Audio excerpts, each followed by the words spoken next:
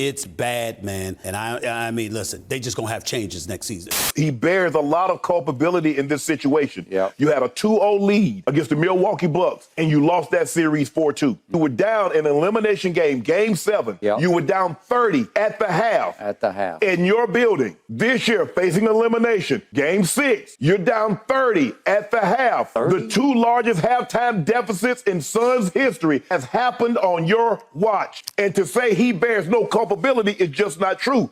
Hart is the purist. He's such a pleasure to play for, and he's going to lose his job over this. If he would have said, well, it's two different groups, I'd say, well, Monty, you're the common denominator. You've been there. Well, why do two different groups have this happen in an elimination game? In back-to-back seasons in elimination games on the Phoenix Suns home court, the Suns lost by 25 points or more. Need I say more? Welcome back to Suns Valley. Hit that like button for me, and if you will, tell me in the comments below, are you done with Monty, or do you think he should get another year with Kevin Durant and Devin Booker after a rebuilding offseason? Well, I tried, folks. If you've been following our channel long, perhaps you've seen one of my previous videos, usually on the topic of Monty versus DA. You'd know I'd been holding out hope that I would never have to say these words, that I would never have to call for the job of such a great human being and at times a great leader. But keep in mind, if Cam Payne doesn't play outside of his entire family lineage's mind, scoring a whopping 31 points, the loss versus the Nuggets in Game 6 could have equaled or been greater than the loss a season ago to the Mavs. Real quick, I'd like to give a special shout out to my always sexy co-host, Sundo.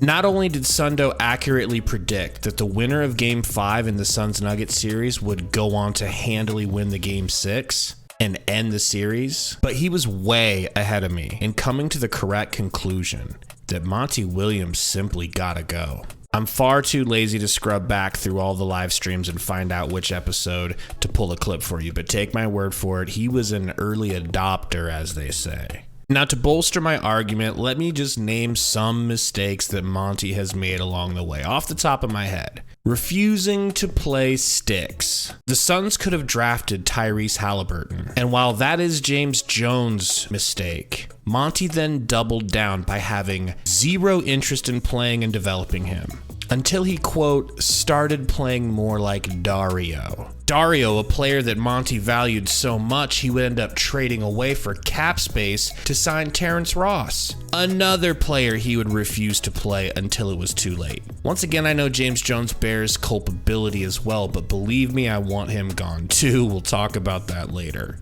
perhaps in another video.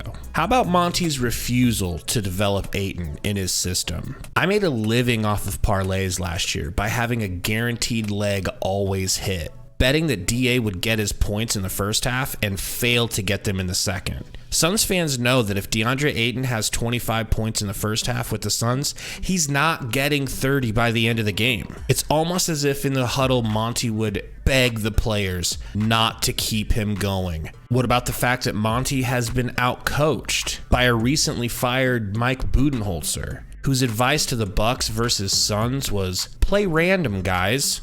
Last season in the playoffs, he was outcoached by his predecessor and understudy, Willie Green. He was then outcoached one series later greatly by Jason Kidd. And aside from being outcoached by Mike Malone this last series, considering he has the better team, the deeper team, there's no shame in that. But one could argue he was also outcoached by Ty Lue, as the Clippers actually showed up every game and fought hard, no matter what, no matter who's playing or who was injured. Monty can't get the Suns to do that during an elimination game with stars healthy. Need I say more? Also, if you think back, hindsight being 2020, a huge red flag in that he didn't even talk to DeAndre Ayton at all over the summer, after a tumultuous end to that Mavs series, in which he called DeAndre Ayton out on the bench for quitting.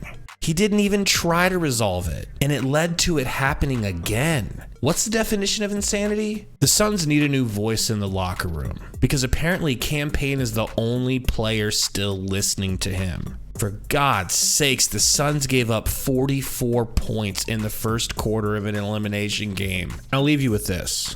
One potential silver lining is if Monty goes, the prospect of keeping DeAndre Ayton on this team isn't so devastating. I think I would be interested to see what a better big man understanding coach could do for him. Thanks for hanging out. We'll see you guys next time. Go Suns.